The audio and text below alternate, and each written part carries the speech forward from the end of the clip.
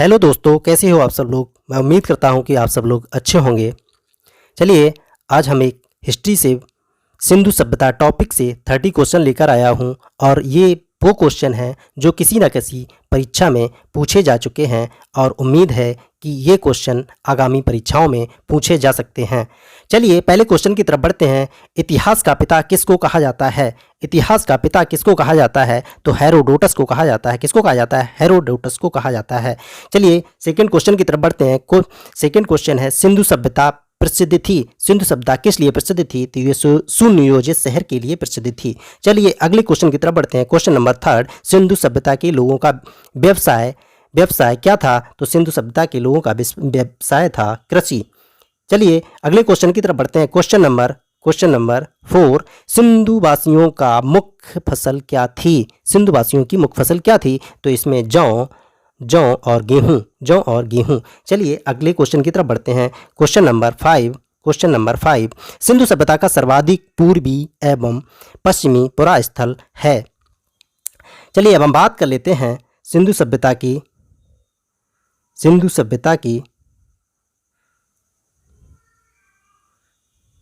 सभ्यता की। तो पूर्वी ये बिंदु है। पूर्वी ये बिंदु जो कि उत्तर प्रदेश मेरठ में स्थित है और ये पश्चिमी तो पश्चिमी कहाँ पर है? तो पश्चिमी ये सुत का गेंडोर बलूचिस्तान, ये यहाँ पर सुत का गेंडोर बलूचिस्तान। चलिए, अगले क्वेश्चन की तरफ बढ़ते हैं। क्वेश्चन नंबर 6, सिंधु सभ्यता का उत्तरी एवं दक्षिणी पुरा स्थल कहाँ पर है? तो हम फिर से बात कर लेते हैं।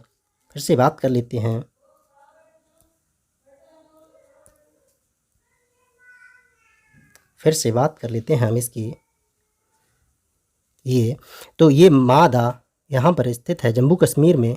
मादा, अखनूर और दाइमाबाद यहाँ पर स्थित है, जो कि अहमदनगर महाराष्ट्र में स्थित है। तो सिंधु सभ्यता का उत्तरी एवं दक्षिणी पुरा स्थल कहाँ पर है?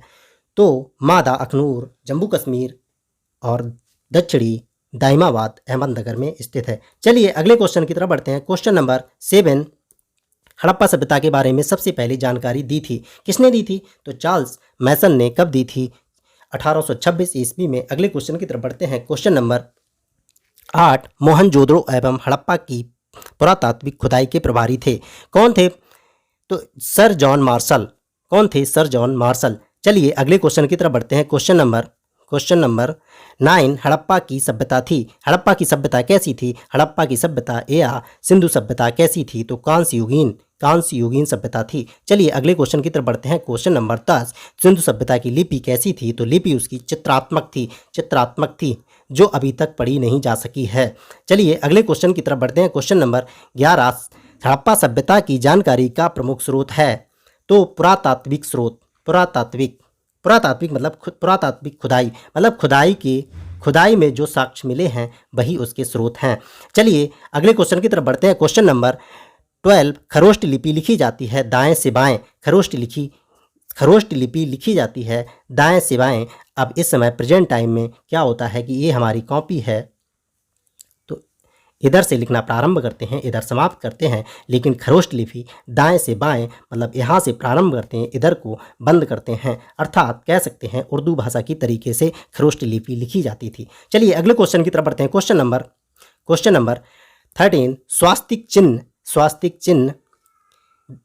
चिन्ह देन है। तो स्वास्तिक चिन्ह देन है, ये है सिंधु सभ्यता की। चलिए, अगले क्वेश्चन की तरफ बढ़ते हैं। क्वेश्चन नंबर 14, आदि मानव ने सर्वप्रथम सीखा आग जलाना। सर्वप्रथम क्या सीखा? तो आग जलाना सीखा। अब हम बात कर लेते हैं 15वें नंबर क्वेश्चन की। तो आग का आविष्कार जो हुआ है पुरापाषाण काल में हुआ है। चलिए, अगले क्वेश्चन की तरफ बढ़ते हैं। क्वेश्चन नंबर 16, सिंधु सभ्यता का सबसे पहले पालतू जानवर कौन था? तो वो था कुत्ता। पालतू जानवर की बात की गई थी और सबसे पहले की तो कुत्ता था।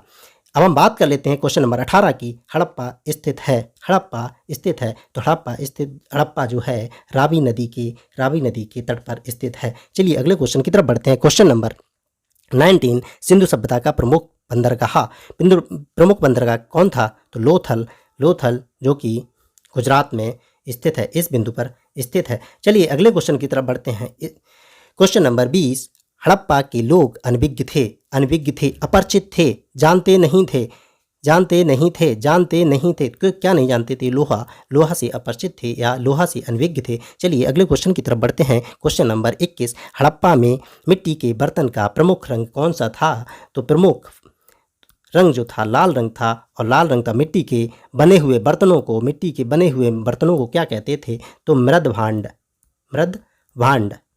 चलिए अगले क्वेश्चन की तरफ बढ़ते हैं। चावल के दाने मिले हैं, चावल के साक्ष्य कहाँ से मिले हैं? मोस्ट इंपॉर्टेंट क्वेश्चन है। चावल के साक्ष्य कहाँ से मिले हैं? चावल के साक्ष्य लोथल से मिले हैं, जो कि बंदरगाह था, जो कि सिंधु सभ्यता का बंदरगाह था। क्या था? बंदरगाह था। चलिए अगले क्वेश्चन की तरफ बढ़ते हैं। क्वेश्चन नंबर 23, मोहनजोदड़ो स्थित है पाकिस्तान में। कहाँ पर स्थित है? पाकिस्तान में। अब हम बात कर लेते हैं मोहनजोदड़ो की खोज किसने की? तो राखाल दास बनर्जी ने की। अब हम बात कर लेते हैं क्वेश्चन नंबर 25 की। नर्तकी की कांस्य मूर्ति कहाँ से मिली है? Most important question, very very most important question. नर्तकी की कांस्य मूर्ति कहाँ से मिली? तो वो मिली है मोहनजोदड़ो पाकिस्तान। कहाँ पर इस समय मोहनजोदड़ो कहाँ पर स्थित है? पाकिस्तान में स्थित है। चलिए अगले क्वेश्चन की तरफ बढ़ते हैं। क्वेश्चन नंबर 26, सैंधव सभ्यता की सबसे बड़ी इमारत कौन थी? सैंधव सभ्यता अर्थात सिंधु सभ्यता। तो सिंधु सभ्यता की सबसे बड़ी इमारत थी मोहनजोदड़ो से प्राप्त अन्नागार। चलिए अगले क्वेश्चन की तरफ बढ़ते हैं। क्वेश्चन नंबर 27, मोहनजोदड़ो से प्राप्त प्रमुख स्मारक कौन थी? मोहनजोदड़ो एक शहर था, उससे प्रमुख स्मारक कौन थी? तो वो थी बृहद स्नानागार। और इस मोहनजोदड़ो की खोज कब की गई थी? तो 1922 ईस्वी में किसने की थी? तो राखाल दास बनर्जी ने।